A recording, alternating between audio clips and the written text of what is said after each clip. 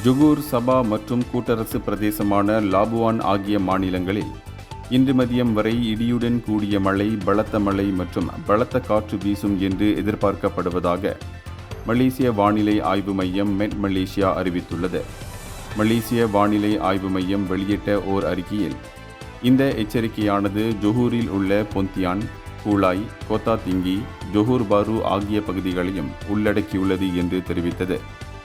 இதனையடுத்து சபாவில் உள்ள உட்புற பகுதிகளான குவாலா பஞ்சு, போஃபோர்ட், மேற்கு கடற்கரை பகுதிகளான பாப்பார், புத்தாத்தான், பனாம்பாங், கோத்தா கினாபாலு, துவாரான், கோத்தா பலூட் பகுதிகளும் மற்றும் கூடாட்டில் கோத்தா மருடு, கூடாட் ஆகிய பகுதிகளிலும் இதே போன்ற வானிலை எதிர்பார்க்கப்படுகிறது.